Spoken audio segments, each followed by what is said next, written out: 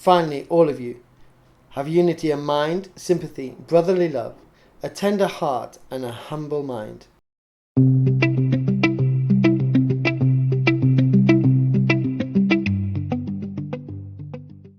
Peter here is writing to Christians, not the world, but Christians, and reminding them that they must have unity of mind, sympathy, brotherly love, a tender heart and a humble mind.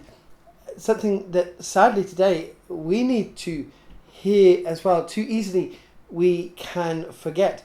Christians need to be of unity of mind. Too easily we can let worldly things sometimes, or something in our churches or in our personal lives, but will affect other Christians, be more important than seeing each other as brothers and sisters in Christ. And Peter's like, no, you have to step back, listen to these wise words once again. Have unity of mind. Put our minds on God. We all fix our minds on God, on heaven, and His commandments and to us, and what He asks us to do. We would have that vision, that mission. All the other stuff just becomes, secondary, or even further back than that.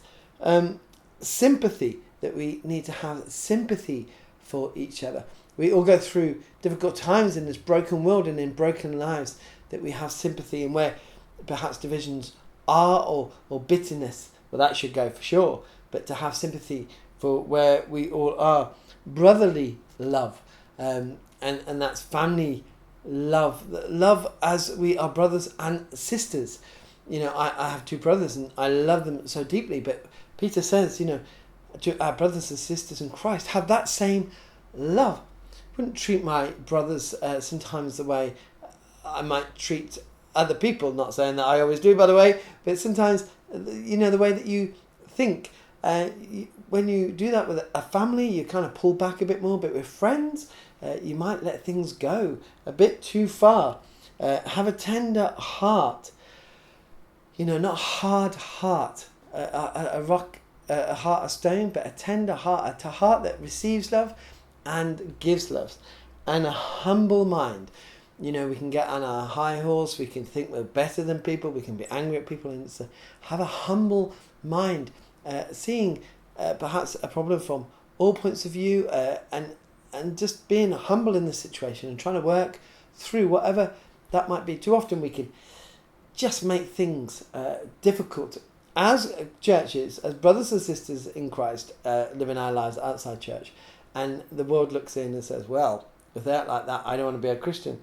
Paul does go on and say, do not repay evil for evil, or reviling for reviling, but on the contrary, bless, for to this you were called, that you may attain a blessing. We have to live a life countercultural to the world. It might seem hard at times, but that's what we are called to as Christians, to live a higher way of living. And in that higher way of living, people will see that and say, that's a better way of living than this, and all the sniping and the hatred and the anger. So let us be a witness through the way that we treat each other. Let us pray. Heavenly Father, these words of Peter are such a challenge sometimes, but may we dwell on them and put them into action. Amen.